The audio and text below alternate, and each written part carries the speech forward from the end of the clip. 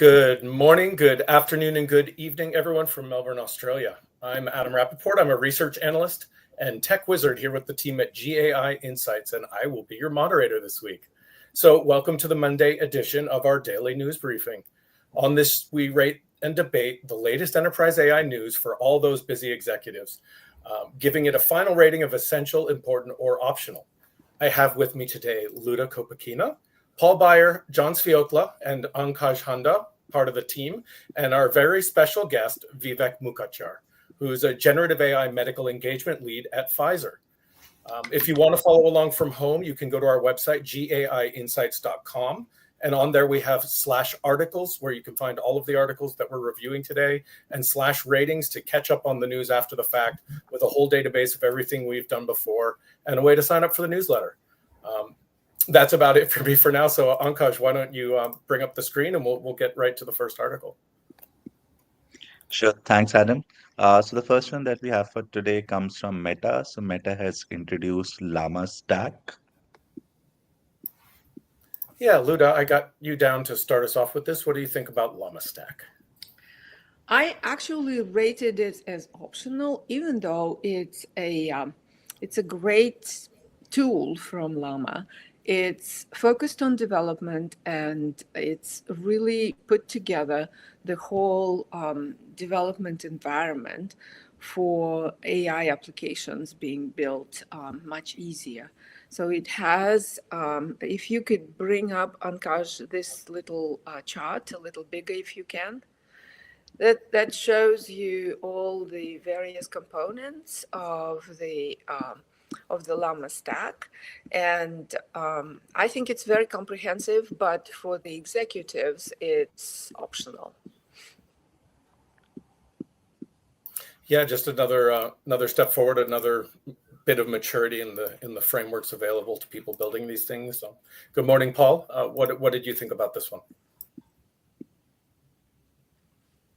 You're on mute there, mate. Yeah, sorry. Optional as well. I mean, I think we continue to see lots of incremental improvements in many different areas, but for the AI leader, particularly in this early budgeting season, optional.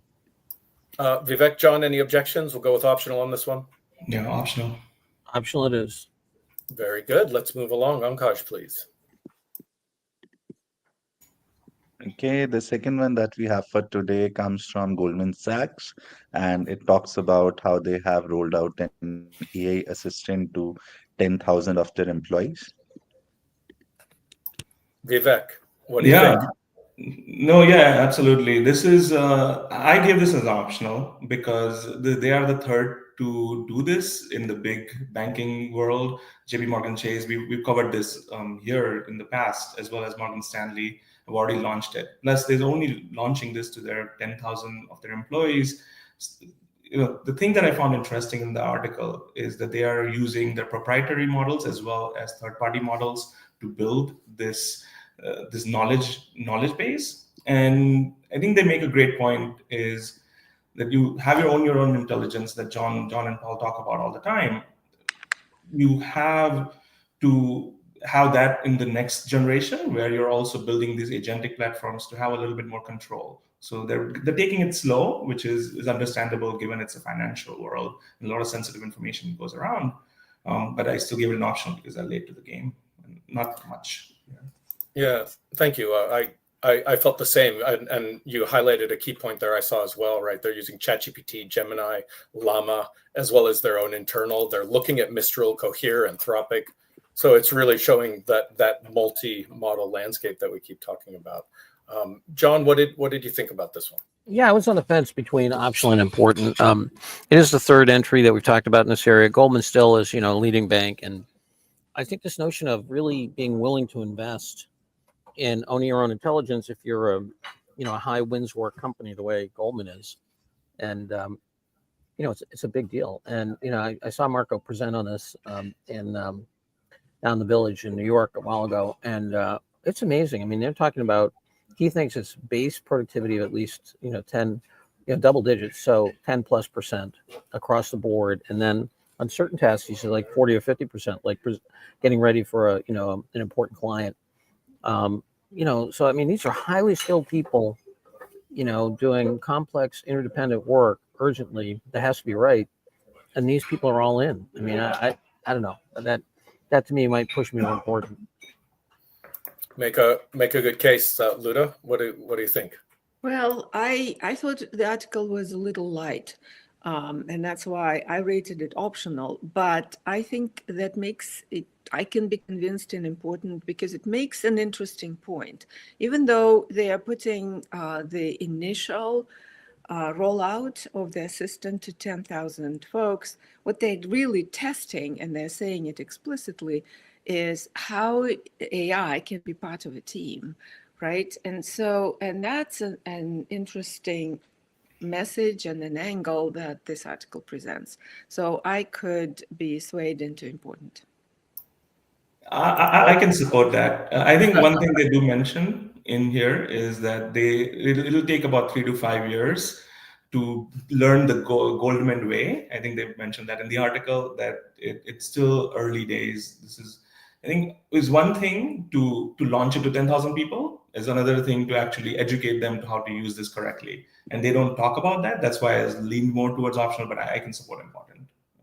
Yes, let me make the case for absolutely important, if not essential. So, we're seeing every company try to understand calibrate what their secure employee chatbot level is this year, and I'm saying 10% a minimal threshold. Most companies aren't there, so I think AI leaders need to understand that. Second is AI leaders need to find other people on the management team for support.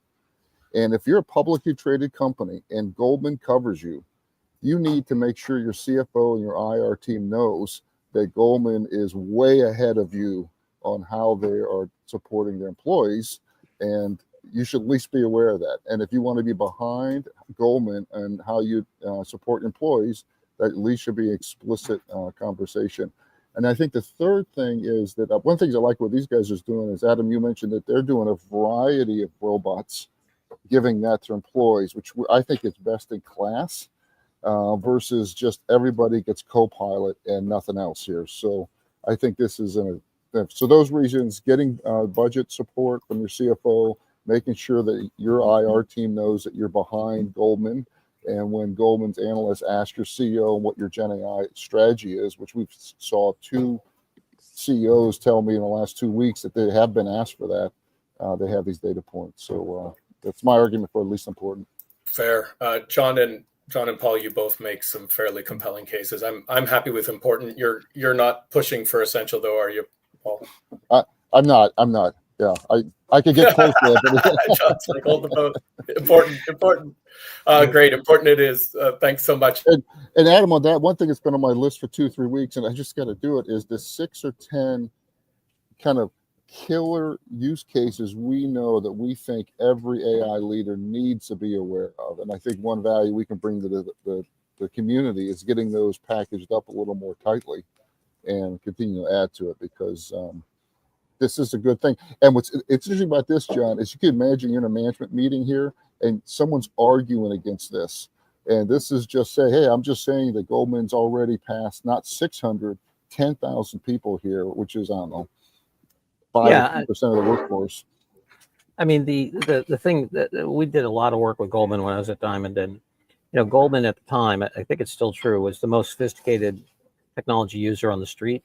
And and you can look at it any way you want. They generally spent 6 to 8% of revenues on technology when the other banks were at 4 to 5, just as one indicator. I don't know, man. I hadn't thought of the angle of, yes, of course, the analysts are now all going to be interacting with AI, and that's going to influence the way they look at companies.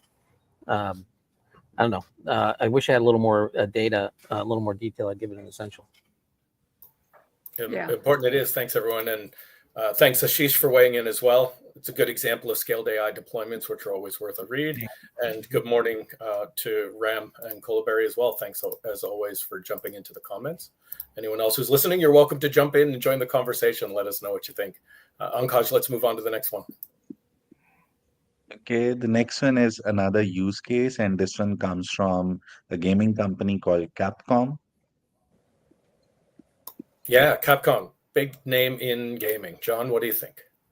Yeah, this is really interesting. I mean, when you look at this, there's it seems like they're also using AI to do the actual interview with a Japanese leader in Capcom, which I thought was kind of one of the more interesting parts of this. But they just, they detailed out how the ability to innovate ideas and then to manage the complexity of the implementation of that innovation. So one of the examples I give is, imagine a TV in a game scene. Well, all of a sudden that TV now needs its own branding, it needs its own channel, its own look, and the whole routine. So just, I think the general idea of decreasing the marginal cost of innovation and the ability to pivot and flexibility and so forth is a big deal. I think this is kind of a light article, so it's going to be an optional. That's fair. What do others think? Yeah, I agree, John. I think I found it very interesting. They're using AI as AI in the loop, so letting the creatives do the work first, and then have the AI check their work or also scale creativity, especially in the gaming scenarios. So I was between optional and important, but because I found it very interesting, and I think of that Game of Thrones episode where they found a Starbucks cup. They could have been picked up by AI, right? So it's those type of applications that they're unlocking, and we haven't even gotten there because we've always thought about human in the loop, but now we have the AI in the loop. So yeah, I'm okay with that. It is also optional, but for me, I'm looking for use cases that unlock incremental revenue, idea generation, because I think this is where massive value will come from as well. So this is just the beginnings, and they're trying to take out the things the ideas that might intersect with what is out in the market. And that's an interesting case as well to be mentioned here, but optional. Very good. Thank you so much. Let's jump on to the next one. We've got our friend Ethan Mollick with a really interesting read for today. Yes, so the next one comes from Ethan Mollick, and he has an updated opinionated guide. Love that title, the updated opinionated guide, and it's a good one. Ludo, what did you think? Yeah, I was between important and essential. I think, as he points out, that as he was compiling the table, and maybe Ankash, you can bring up the table bigger. As he was compiling this table, he actually changed it a number of times. So that's the velocity with which the whole field is changing. What he does here is compare the various models in multimodal capability, in reasoning capability, and the like, and also talks about what's the persona of the model, and essentially concludes that there are three top ones, and still ChatGPT can go across the various modalities. So, but it's worth checking the top three being ChatGPT, various models, Gemini, and Claude models family, because they have good things to offer. And so do the other ones on the list, like DeepSeek, that is making all this limelight right at the moment, because it's free, it's very powerful, it can do reasoning, so it's a powerful model. So important or essential for me. Yeah, very, very interesting. Paul, I know you've been putting in a lot of cycles on our own comparison table, and here's a good one being provided by Ethan.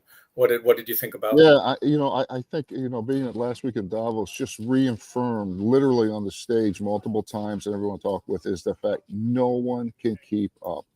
So there's real value in basic curation.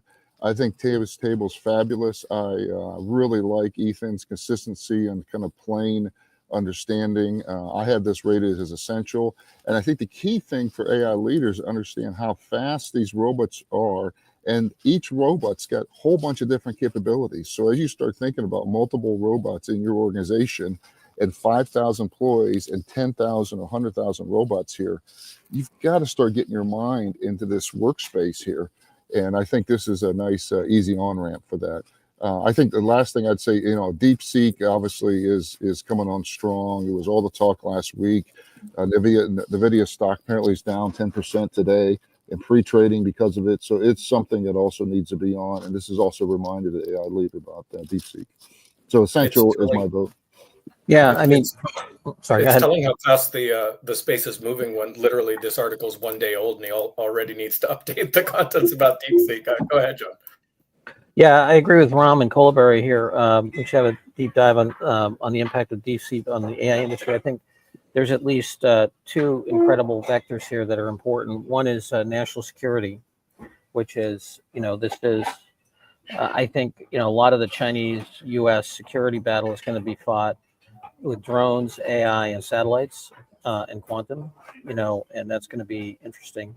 And this is in the middle of that. The other is, we talked in the past about algorithmic innovation. We don't know what the algorithms are underneath this, but I've got to believe that a lot of, if we can believe their training numbers, which of course are opaque, but let's say they're telling the truth about their training costs, that's got to have been done through algorithmic innovation, and it's have a massive effect. Ashish is saying no one has a moat. I think among the Dukes don't have a moat. I think the Dukes, compared to the peasants, have a moat. But yes. Yes. So, John, I agree with you totally, Ben. And Essential. we shouldn't undermine the fact that this is open weights, open source, open everything, right? So there will be a flood of DeepSeek folks who took the code, modified it. There's political angles in there that can be changed, right? So there will be a flood coming in of these models with some adjustments, and that will also figure And out. Luda, I think this highlights the moat or the strength continues to go to distribution. So when you get this commoditization of it, you have the hyperscaler out there and IBM and others saying, listen here, we'll take all these other open source models and DeepSet, and it's really jamming the hell out of all the proprietary models, and OpenAI is absolutely one of them, and they may be an absolute marginal player 2 years from now. Exactly. So this started with Meta, right? And this was an interesting move that started this commoditization wave that with DeepSeek will continue big time. Yeah, Okay. we do have to remember they don't open their data. They do open their weights. Yeah, and there's also alignment issues with the model. It won't answer certain questions as well, so you have to be careful. Right. You will have to modify that, and yeah. Nonetheless, let's put a pin in DeepSeek. I think we're going to be coming back to that shortly. Call this one essential, and agreed with Tim as well. Yeah, this is excellent article, and the number of times I get asked around what is this model? Which model should I pick for all the Gen AI naives out there? I think this is a great one to just hand off to those folks. Well, and the only quick footnote on this, I encourage everyone on mine. I've got 6 models bookmarked and 6 models on my phone. And I really encourage everyone to, every now and then when you get a chance, try these different models here, because it does help you understand the differences. Which ones do you monitor, Paul? I can tell you right now, I've got ChatGPT, Copilot, Perplexity, Claude, DeepSeek, and Gemini. And I use the chathub.gg browser extension that you can compare all 6 models with one inquiry as well. Cool. All righty, thanks. Thank you. Let's move along. Ankash, next article, please. The next one comes from Anthropic, and it talks about the new citation feature in their API. Yeah, this looks useful. John, what do you think? Yeah, I was on the border between important and essential. This, in terms of a way to combat hallucinations, and they say they've taken their hallucinations down from 10% to 0 on some of the legal implications here. I just think the reason I think citations are so important is it fits into our traditional method of knowledge verification. Whether you're in the law or in academia or science, or pretty much anywhere, but certainly those domains, the way we do verification is through citations and to reach into the actual citation. So we have these other tests and so forth, but those are kind of abstract to most people. But if I can go and say, okay, where did this thing come from, and what's the source? Is it out of Nature magazine, or is it Dr. Phil's musings, kind of thing? Makes a big difference. And so I was really on the border. I was thinking essential. I don't think anybody else has this at this depth, and you can only get it through their API and so forth. But I didn't see any other model out there that could do that right now. If there is, if you know of folks who can do this at this level, I'd make it important. If not, it would be essential. Yeah, and I agree with Ashish. That's the one I was going to refer to. That Cohere last week announced that they had something similar capabilities, but didn't go into as much depth and with as much clarity as this article does. I like this one a lot better. Granite, I believe IBM's Granite can also have some of these features as well. But I'm with you, John. I think this is essential. There's a lot of, in the healthcare space that I work in, trying to make sure that the citations are accurate, that the content that we're developing is accurate. You work on custom solutions, and they claim that this is 15% better than any custom solutions that they have at least tested on.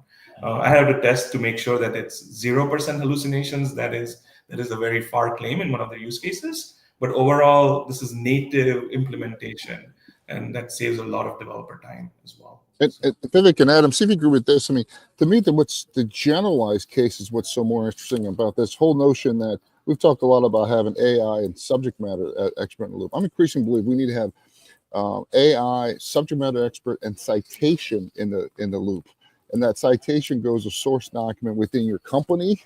And here they're talking about, within specific articles, because this whole general problem called, I think this is the claim, show me exactly what it is, and are there multiple different source documents that are disagreeing or agreeing, is a really important part of the veracity, and we can shorten that down for that subject matter expert. Yeah, what I also found interesting here is, it's on the screen there, is it's not just available through the Anthropic API, but you can actually get it with Google Cloud's Vertex AI. So that's an interesting integration to see that they're offering to extend the capabilities and add more value, and also get some more market share out of it. What do we think? Important, essential?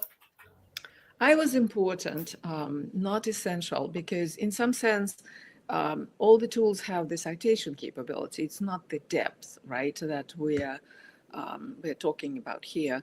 But in some sense, it's a catch-up from Anthropic to actually offer the citations. They take it another notch, and that's important. So that's why I was thinking important, not essential. Luda, I think the only reason I gave it essential because it's now natively enabled. So they do the chunking directly in the model, sentence by sentence, instead of them developing custom, just like how Copilot, for example, for the work version has kind of created a custom solution on top of it. So I wonder if that's going to speed up things. Yeah. That makes sense, Vivek. All right, Adam, feel the power, baby. I think I'm gonna lean towards an important read. It's something that we want to make sure they're aware of, but if they're trying to catch up on everything that's coming across their desk this week, Adam, anyone going to object? You have the chalk, Adam. Yeah, you have the Feel chalk, the power. That's it, baby. It's 2025, guys. Put the chalk down. Step away from the blackboard. Let's get go. the white with the markers. It's on the tablet. It's on the tablet. Important it is. Ankaj, let's move along. Thank you. The last one that we have for today comes from New York Times, and it talks about a new test on which the AI models are being assessed. Vivek, humanity's last hope. What do you think? Yeah, this is a thoughtful article. Let me start by saying what they've done, and then I can provide what they've done is the Center of AI Safety aggregated about 1,000 really smart people from all around the world, 50 different countries, came up with 3,000 different questions that were better than any test that have ever been developed, to highlight that none of the tests that we have that are used for benchmarks to test these foundational models are good enough to test because they're increasing so rapidly in the reasoning capabilities. I think it's an interesting read. I would give it an important just because it's an interesting read, but overall I was between an optional and an important, because I think it does raise a question. can human minds create an exam that will outperform an AI, or that can be for systems that are smarter than a human being.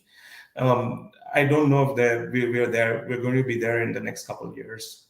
So we will have to find different ways to evaluate these foundational models. And I think my hypothesis is that it will be very domain specific KPIs that we care about, right? So we're now going to talk about benchmarks around, did this actually increase revenue directly? So I think that's what my hypothesis is in the next couple of years. Let's see what happens. But overall, I think I'm between, and I'll give it an important because it was a thoughtful read. It's a very interesting article. Very interesting. John, what did you think? Yeah, I was going to give it an optional. Philosophically interesting. I think this notion of humanity's last exam. I don't know.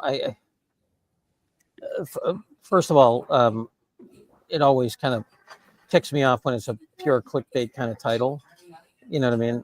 Which I think this is. I mean, when you actually delve into knowledge and verification and so forth, it's always a complicated thing. You always have a semantic backdrop, and some symbol system, whether it be mathematics or words or, physics or whatever, maps to reality in some way. And yeah, that's always complicated, but you can always come up with some clever way to get at it. So I don't know. I think, you have a journalist kind of pawing through, philosophical backdrop without a very sophisticated ontology. Yeah. But John, let me argue for super optional along the similar lanes. I mean, no. I mean, it gets people into, if you're not a geek like I am on this stuff, yeah. I mean, it makes some interesting kind of fun points, makes it accessible. So whatever, it's the McDonald's of philosophy here. So yeah, go get a Happy Meal. I'm exhausted by what is AGI? Is it coming or not? I don't think it moves the discussion at all. At Davos last week, I want to pull the bull at my head here because everyone was talking past each other because of different definitions.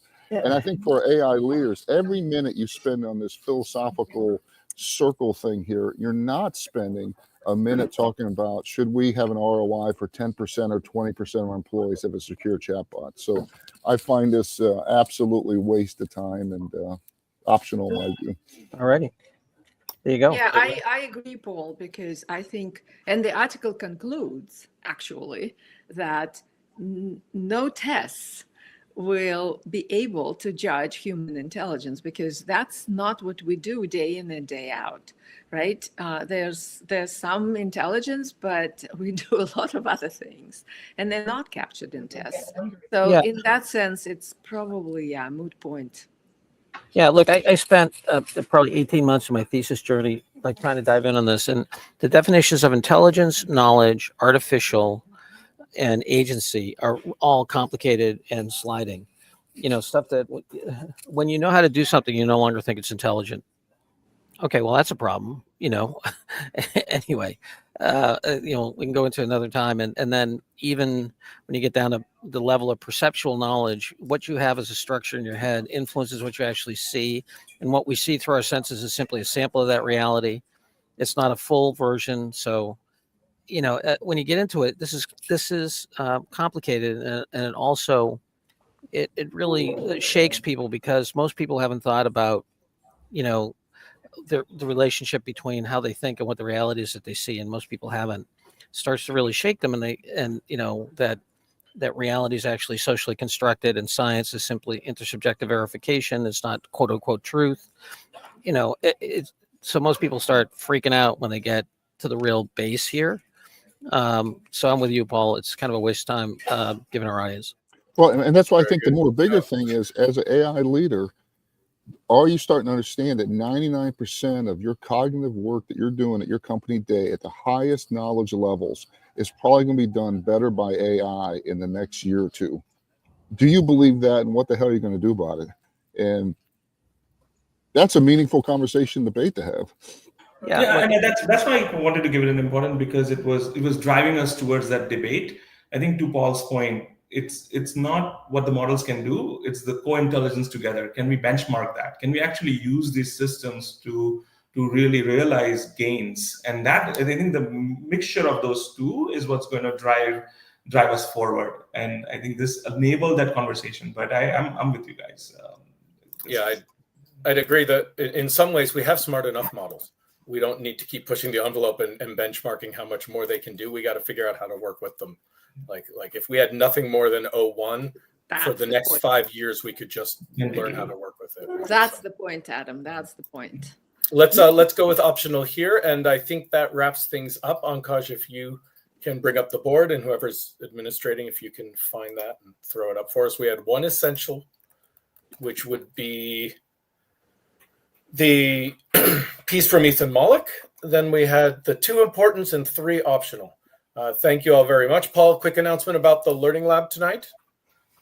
Yeah, Learning Lab, we're super excited. We've got a skills, I think, on tonight at 7 o'clock Eastern, 4 p.m.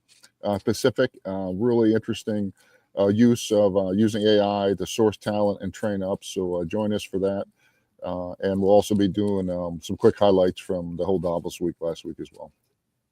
Can't wait. Looking forward to it. Vivek, thank you so much for joining us today. Rest of the team, thank you. Good to see you again. I'll see you tomorrow.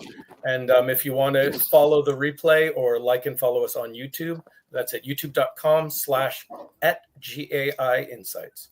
We'll see you next time. Thanks so much. Nice.